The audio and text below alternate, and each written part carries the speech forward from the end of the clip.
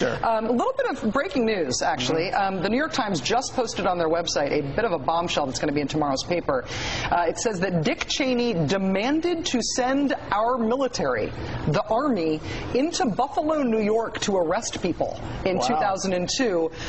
In the words of the New York Times, to test the Constitution, literally to demonstrate that the Constitution no longer applied anymore.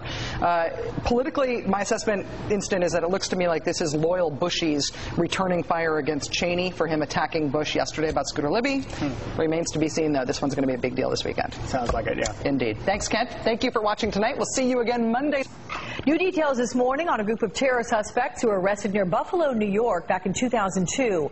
A published report in the New York Times says the Bush administration considered sending military troops to western New York to arrest those terror suspects, also known as the Lackawanna Six.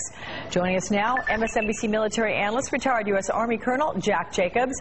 And with a good Saturday morning to you, Colonel. Good morning, Alex. Why would the Bush administration consider using military force? Well, in this case, it was worried that it didn't have enough evidence to support an arrest warrant to arrest these guys in the normal way. But these people had been under surveillance by the FBI for quite some time, and ultimately they were taken into custody by the FBI. But the administration was worried generally about not having enough evidence to collect up al-Qaeda cells in the United States, and thought that they were it was important to get them in custody, even if they didn't have enough evidence. Okay, so why is this an issue? Sending in the FBI, who ultimately were the ones to go in and arrest the Lackawanna Six, or sending in military Well, troops? There's a big difference, and the FBI is normally the guys we use for that. But the military establishment has not been used to arrest people in this country since the Civil War.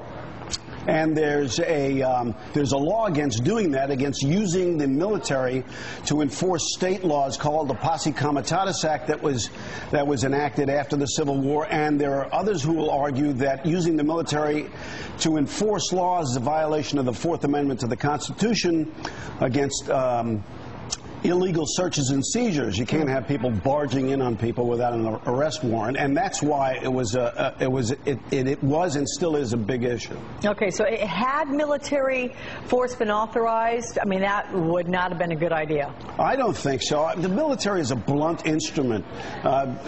What we do is to knock down doors and knock down buildings, and the use of the military in a domestic environment when there's no martial law that's been declared is a very poor use of that instrument. Law enforcement people do that very well. The military does not do it very well. Okay, but you can talk about it very well, Colonel Jack Jacobs. Thank you. There's a battle on Capitol Hill.